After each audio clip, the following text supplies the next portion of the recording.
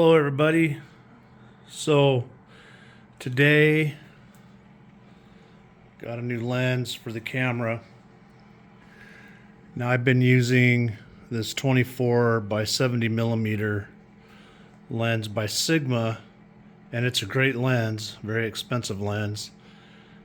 But inside the shop I'm noticing that I'm having to go through extremes just to get the shot inside here. I have to back the camera way up, or I have to do this, I have to do that, and it's becoming a problem. So I talked to Sigma, and this is the lens that they recommended. It's a 16 millimeter. It's a prime lens. Now the other issue with this is that I don't have a full frame camera, and that lens that's on there is for a full frame. Now that could be fixed with the speed booster, but I'll link in the description, the differences with the frames, because it's a little confusing to explain, and I don't want to really spend my time trying to explain it. But really what's happening is that I'm losing some of the, it's like that lens is actually picking up more, and it's being cropped because the sensor size is smaller. And when I got this camera, I didn't know too much about this new stuff, and it's not a bad camera. It's fine for what I'm using it for. A lot of photographers like it. It's the Sony A6600. But looking back, I probably should have got the full frame. Still, nobody on YouTube notices, oh, that's not a full frame camera. It shoots really good video, it takes really good pictures, it's a good camera. And a lot of photographers that I have seen on YouTube, when they first got into this, they made the same mistakes. They got the wrong lens, they got the wrong camera body. It's just part of the deal. So that's going to correct the issue. That's more for indoors. This is more of an outdoors lens. So I think, when I'm outdoors, that's the lens I'll probably use. But I think that's the lens I really need. And I've watched a lot of videos. A lot of photographers like it. It'll give me more angle, there'll be more in the picture. So what I'm going to do is I'm going to set the camera up. We'll point at something in the shop, and we'll take a short video with this lens on it, and then I'll swap lenses, and we'll put that lens on it, and then we'll see what it looks like, and see what the difference is. And then you'll be able to see for yourself. And then let's see here.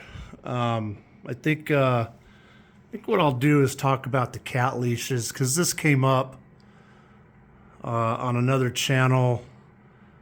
Another YouTuber is mounting a camera to a magnetic base up on the ceiling that's kind of hanging, and I mentioned, the cat leashes. Yeah, he should hook up a cat leash in case he bumps his camera, and it'll keep it falling from the floor. And of course, an internet Karen had to comment, and made the snide comment, well, why don't you get what's made for it and get a camera cable, blah blah. So it's like, so here's the deal. Okay, I got these cat leashes around the shop, and as you can see, I've got one hooked to my rig right now, and that's so I don't knock it over. And I have that arm right there because I am going to mount one to the ceiling, which I can swing around from the lathe to the mill for overhead shots. I haven't mounted that yet because I'm busy with other things, but the leashes or lassos or tethers, whatever you want to call them, that you're going to find on like B&H Photo or what's typically made for cameras are made of cable, and they're good and strong, but they're not flexible. You can't adjust them. I can adjust this down and you know, to whatever I need, and then I can, you know, kind of do that to get them out of the way so I'm not running into them. Now, I initially just said, hey, get the cat leashes, and of course the internet Karen came up and said, you know, why don't you instead get the thing that's made for it, you know, being a smart aleck. And so here's the thing. I got this idea from a cameraman that is a cameraman in Hollywood. And I got that idea, well, I got the idea recently because, you know, I got my own rig. But when I was in my 20s, I used to do commercials in LA. And of course, I was freelance. I didn't have an agent. I was non-union. And I was working on building my portfolio. And so we would, you know, go around and do commercials for mom and pop stores and stuff like that. The idea, you know, with that is that you're building your portfolio, keeping a record of what you're doing, and your hope is to pick up an agent. Then you join the union, and then you're doing commercials for like Johnson and Johnson and Toyota and you know, the computer commercials, whatever, you know, the big people, and then you're making money. And you also do extra work in movies. I worked on some sets. I'm not gonna say which ones, but I worked on some Warner Brothers sets, and so this is what I learned, because your camera equipment is really expensive, especially the lenses. And you know, my rig, you can look at my rig rundown. I don't know if I went into cost, but there's a good chunk of money invested in this. But you know, with Hollywood rigs, you know, they got an ARRI camera, and those things are like $15,000, $20,000, $50,000, depending on which one they get. The lens alone might be $100,000 lens. You know, they're not cheap. They're very expensive lenses. This is like a basic rig. You wouldn't see this type of rig being used for movies, but I will say you will find this kind of rig for, you know, one, what I'm doing. But now I know, let's see, Tim Allen and Alan Carn, is that his name? The guy that played Al on Home Improvement. They had a show going. I don't know if it's still going. And it was a low budget thing that they were running out of Tim's shop in LA. And the camera people that were working there, they all had rigs like this.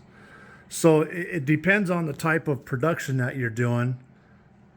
Is going to depend on what type of rig you're going to use.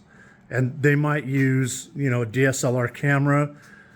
They might use, you know, something else. You know, they might use a Red, which is, you know, the Red, they're kind of like a ARRI knockoff. They're cheaper, but they're still pretty pricey.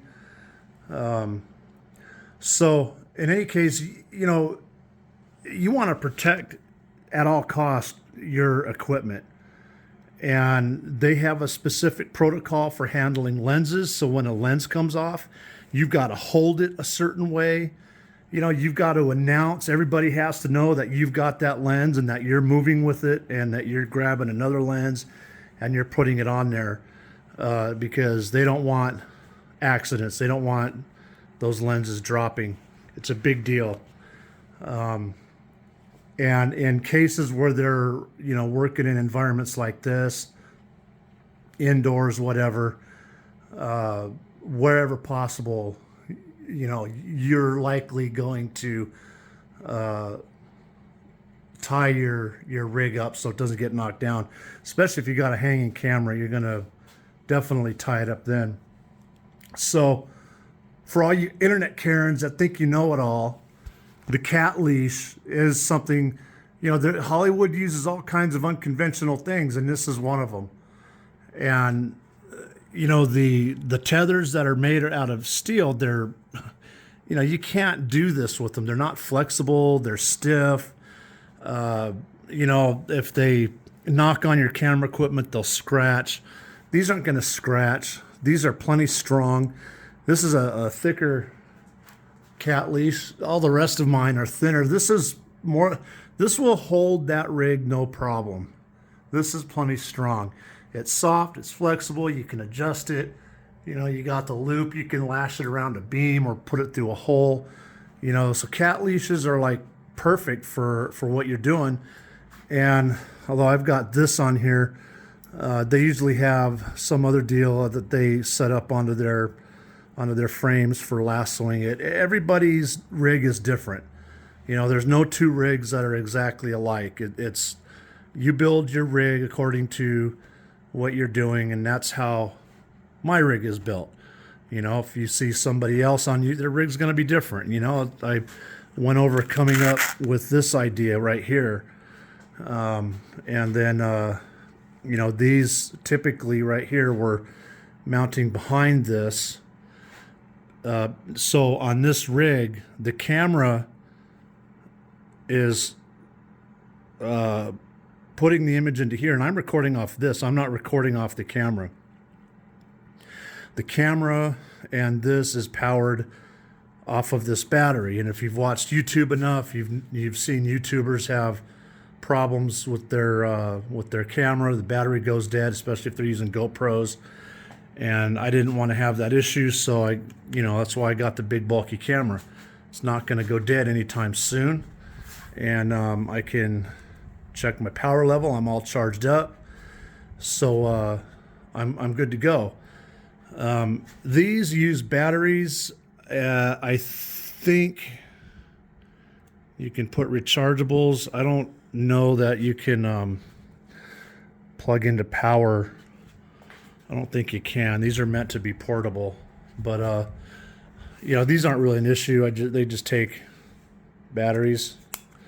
So yeah, the cat leash is something that's used in Hollywood, and they use a lot of unconventional things in Hollywood. There's no standard or no set, this is what it's made for, blah-de-de, blah. So just kind of ticked me off. Typical internet Karen has to get on and make a snotty comment because they don't like what you're doing with the cat leash. But there's a reason behind it. And mainly it's that, you're not going to scratch your stuff up. It's really flexible. It's adjustable. You can adjust this up. And there's a number of reasons for this. If your rig does fall, you get a little bit of cushion out of it. So it's not going to jerk so hard. Now, there are areas where the cables are more preferred, typically with the lighting. Especially on a set where you've got, the lights are up on a, I can't remember what they're called. Those lights are pretty big and heavy, and those are usually leashed up with steel cables. But your camera is different, and a lot of the cables that you get, they're not adjustable. They're one size, and they're hard to make disappear when you're not using them. So the cat leashes are perfect for this type of thing. And when I get my thing up there mounted up there and I've got a camera on it, I'll definitely have a permanent cat leash on there in case it gets knocked off. It's not going to fall into the lathe or onto the ground or anything like that. So that's that. That's why you use a cat leash. There's reasons for everything. And, I wish people would get off their stinking attitudes sometimes and, just because they think they know something, they don't really know anything. So, yeah, man, I did I did commercials. I was on sets, and this was not uncommon, and that's where I learned that. And for anybody knowing what happened, I got out of commercials because, working in LA, it's a big city, and a mom and pop shop, even though they're a mom and pop shop, a commercial, and that I was, non-union and I was a freelance, everybody still saw the commercials. They still showed on TV. Mom and pop stores were paying for them. It could have been a gun store, an army surplus store, a hardware store, a tea shop. I mean, there was a lot of different places that we did commercials for.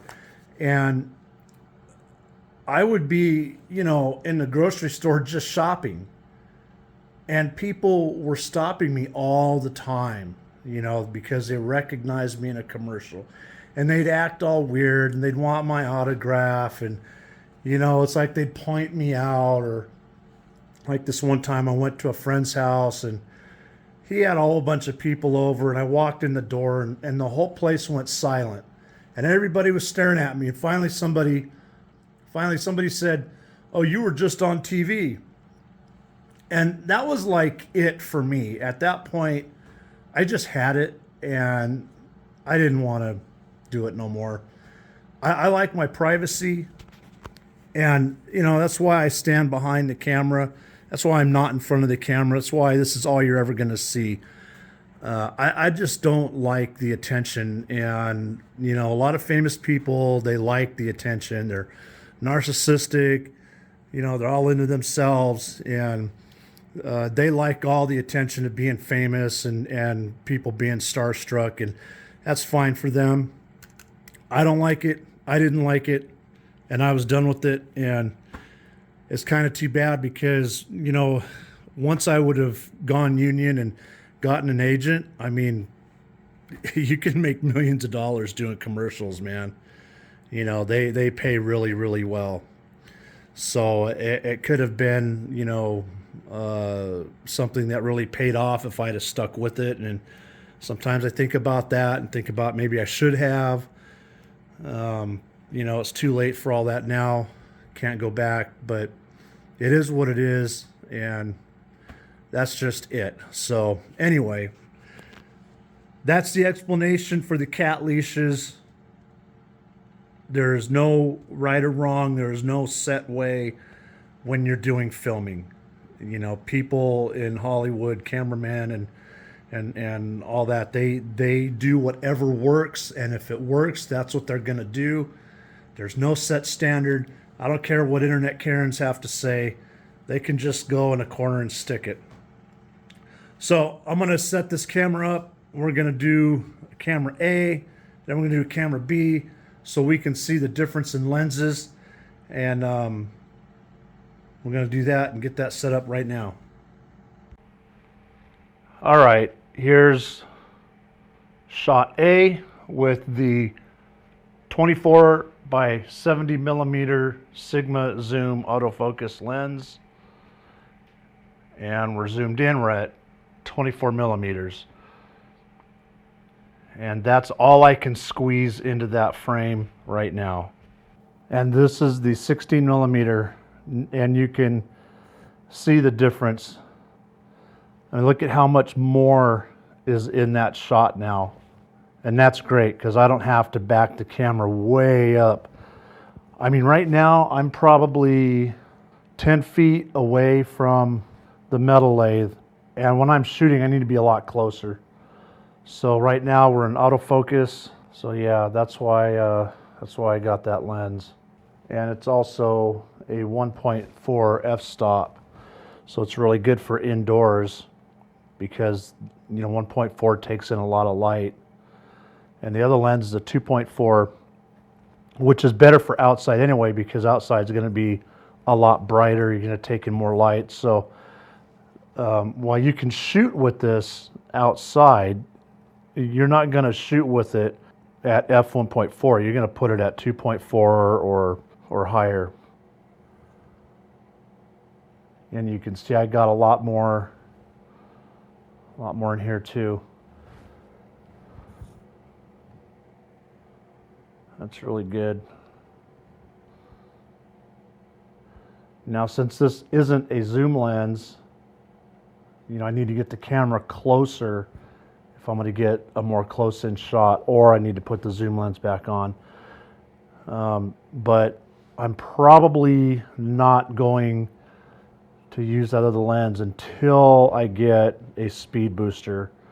And then once I get the speed booster in a few months, we'll put that lens back on, and then we'll see how much it's been cropping off since I've been using it, and we'll compare it again.